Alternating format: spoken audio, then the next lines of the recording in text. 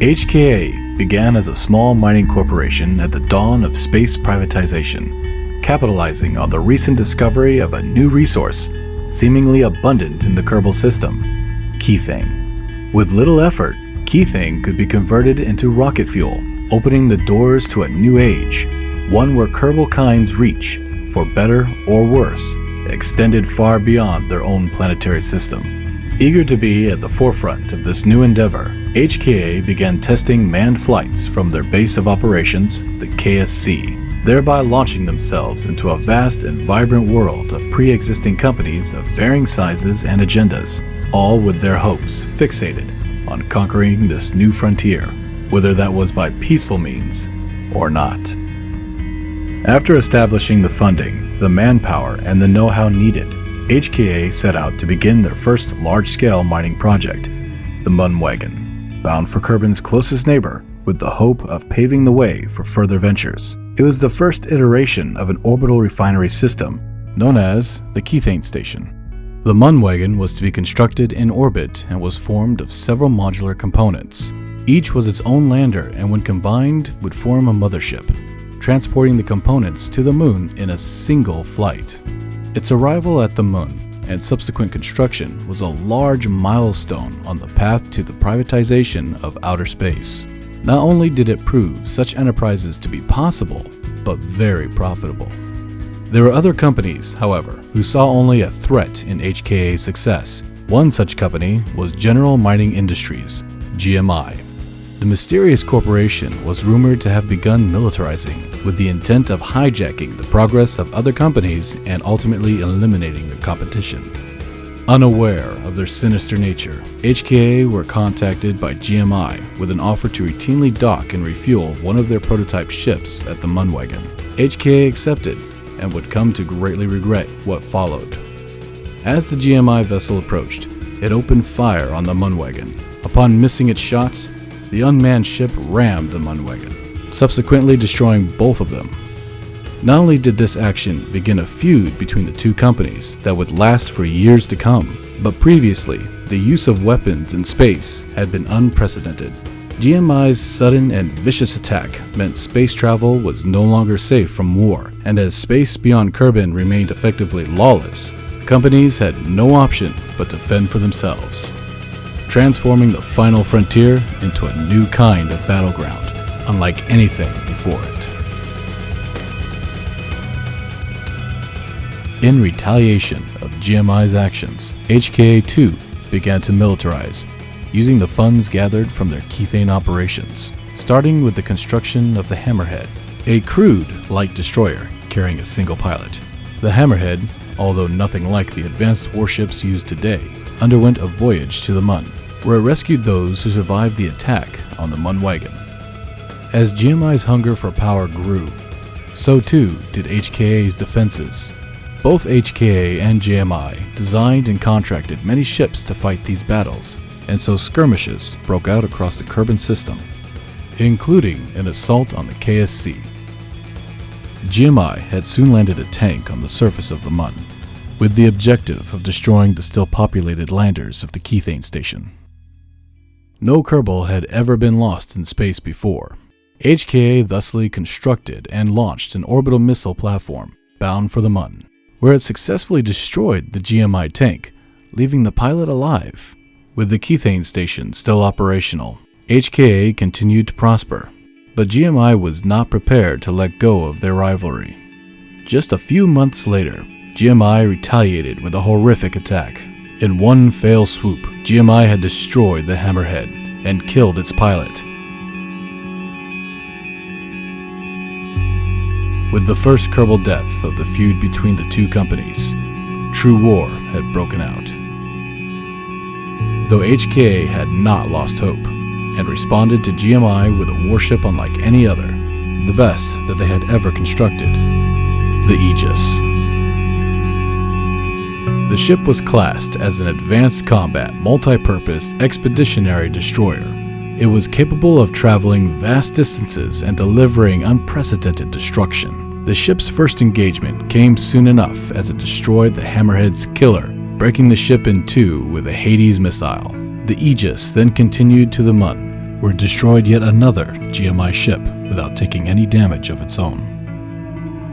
During its campaign, it collected survivors of previous battles and several GMI prisoners, which, upon returning to Kerbin, were sent to the surface in the Aegis's drop pod system. Just days later, desperate to keep secret any information the prisoners had, GMI engaged in an aerial assault on the KSC, killing the prisoners in cold blood.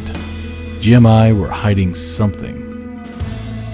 Soon after, GMI seemed to disappear, thought to have disbanded after losing so many of their ships. Months passed, and without any trace of GMI, work continued as usual for HKA. It was during a routine test flight flown by Bill Kermit that the world's perception of space travel and possibilities of technology would change forever. Although hidden, GMI had not remained dormant during their absence. They had traveled far beyond the Kerbin system to Duna, where in secrecy they had made history. To this day, no one else has managed to recreate the discovery they made on Duna. Some even say it wasn't entirely the work of GMI's own scientists. Regardless, GMI had created warp technology, and they were willing to use it to destroy everyone that had opposed them and grant themselves uncontested power throughout the Kerbin system. During Bill's test flight, he was kidnapped by one of the many new GMI ships, the Dreadnought, a ship equal in size and ability to the HKA's now legendary Aegis, only in the hands of a company with far darker aspirations. So with Bill their prisoner, GMI returned to Duna, hoping to lure HKA's forces to the Red Planet. HKA, without any knowledge of where Bill had been taken, fought to act fast. The Tobias satellite had been destroyed during the attack, so steps were made to quickly launch a replacement. With their eyes in orbit back online, they were able to locate a GMI outpost not far from the KSC, and plans were drawn for an assault. The attack was successful, and without much encouragement, the prisoners revealed that the GMI fleet had made their way to Duna. With Bill Kerman's life on the line, HKA could not risk doubting the information of the prisoners. Without hesitation, the bulk of the HKA fleet set course for Duna, including the Aegis, a hastily designed new carrier, the Fortress, and 2 Centurion tanks, escorted by a Buzzard fighter. As the fleet prepared to leave, little thought was spared for leaving Kerbin unguarded. The matter did not go completely in disregard though, as it was around this time that Kethane Station Alpha was constructed. Though due to severe oversight and budget limitations put on by the new fleet, the goal of defending the entirety of Kerbin was an unrealistic one for a station in such poor state. This carelessness would cost HKA dearly in the war to come. Several months later, the first of the HKA fleet began to arrive at Duna. Almost immediately, GMI's presence on the planet was made known, with a nuclear warhead nearly striking the Aegis. Scans were quickly made, and a GMI missile facility was located on the surface, relatively near the equatorial. The call was made to deploy the Centurions. After a short journey across the surface, the Centurions began to assault the facility. Unfortunately, GMI were prepared. A dropship warped in above the surface, deploying 2 GMI buzz tanks, the same vehicle that had assaulted the original Kethane Station years ago. A battle ensued, and one of the Centurions was quickly destroyed, and the pilot taken prisoner. Most of the facility had already been destroyed in the fighting, and HKA could ill afford to risk their presence on the ground, or the life of their remaining driver, resulting in the Centurions' retreat. Back in orbit, the Fortress had deployed a fighter to Ike, where it detected the hiding GMI fleet. With the prospect of a battle on the horizon, HKA regrouped their own fleet in preparation for transfer to Ike. But before they could begin, GMI took them by surprise. 2 bright flashes suddenly blinded the HKA fleet, and moments later the Dreadnought and its backup fighter floated before them. And so began the battle for Duna, HKA aiming to free Bill, and GMI aiming to crush the HKA fleet. During the battle, several fighters on both sides were lost, along with the larger GMI space fighter. But as the fighting drew to a close, the Aegis made its move towards the Dreadnought. GMI quickly scrambled one last fighter to their defense, only for it to be shot down by the Aegis. With the Dreadnought now undefended, the Aegis opened fire.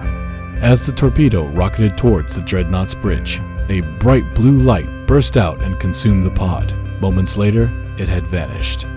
It seemed, faced with the prospect of destruction, the Dreadnought's pilots had used all of the ship's energy to instantly warp the bridge out of harm's way, overloading the rest of the ship's internals in the process.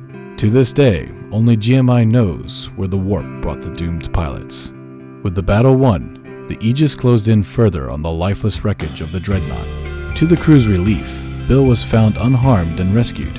As far as HKA knew, GMI's trap had failed and the last of their ships destroyed. HKA still faced one last challenge on Duna though, in the knowledge that GMI still maintained assets on the surface and a Centurion pilot was stuck amongst them. For this, HKA formed a blockade of the planet and began to draft a plan. It was during this time that the pilot of the Buzzard saw fit to return to Kerbin and, with a window available, made preparations for the journey home. Bill, hearing this, was glad to have the opportunity to finally return to Kerbin, and the Buzzard's co-pilot, Destry, was more than happy to give up his seat for Bill, delighted at the prospect of taking up a new role as head of logistics for the fleet aboard the Aegis. Destry soon proved his worth, as it was his advice that directed HKA's next move. Without wanting to risk radio interception, a drop pod from the Aegis was deployed to deliver new orders to the Centurion pilot on the surface, entailing freeing his friend and hijacking any GMI ship they could find for a return to orbit if the opportunity should present itself. Back on Kerbin, profits from Kethane operations were dwindling, and HKA needed a project to counter this. The answer was a new, fully fledged Kethane Space Station, or Kethane Station, one in Mun orbit and another in Kerbin orbit. The plan was to replicate such a setup on Duna once the planet had found some form of stability. Regardless, the operation in the Kerbin system was a success and funded the construction of a new HKA carrier, the Albion. Among the largest and most advanced built at the time, the Albion could house 2 heavy fighters and a crew of 5. To accompany the new carrier, HKA also commissioned a new frigate. The outcome was the Helios. Designed by the MU, who would, in time, become an important ally to HKA. Moving forward, the plan was to retire the current ships holding the blockade around Duna and replace them with the Albion and the Helios, as the assets necessary to set up the Kethane Station were brought in. This plan would be short-lived though, as HKA's standing in the system was about to take a dramatic change. Back on Duna's surface, Kerbal, the retreated Centurion driver, had received the plan sent down by the fleet and made ready to carry them out.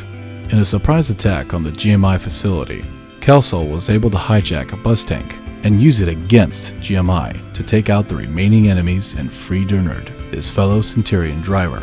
As expected, a GMI dropship appeared moments later. Against orders, Kerbal, filled with anger, ruthlessly gunned down the dropship, leaving the two drivers stranded on Duna. Without orders or any way of returning home, Kerbal and Durnard drove north towards a faint signal they detected, in the hope it could be a way off the surface. Little did they know, what they found would spell disaster for HKA. The two, upon approaching the signal, discovered it to be a previously unknown GMI base, featuring a towering structure unlike anything they'd seen before. They charged the base, and Durnard was quickly killed.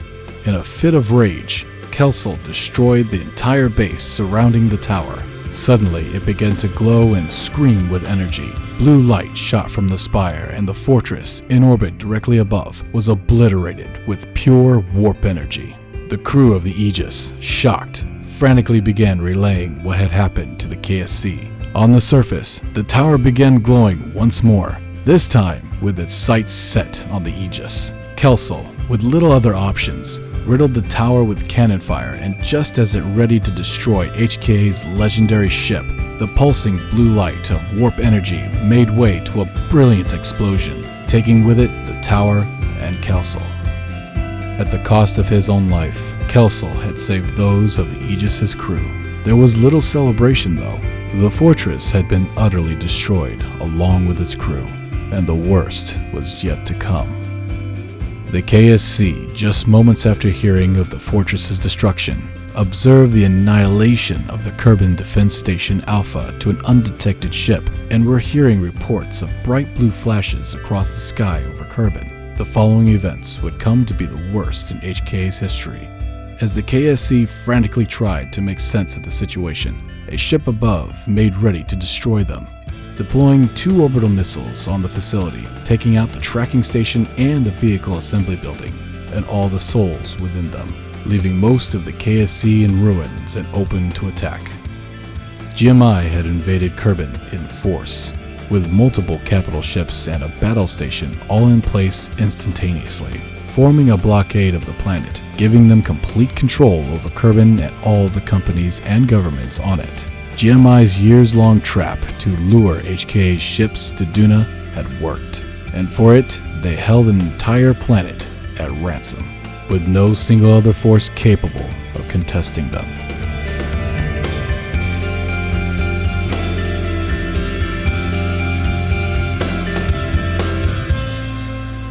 Though HKA lay in ruins, there was still hope.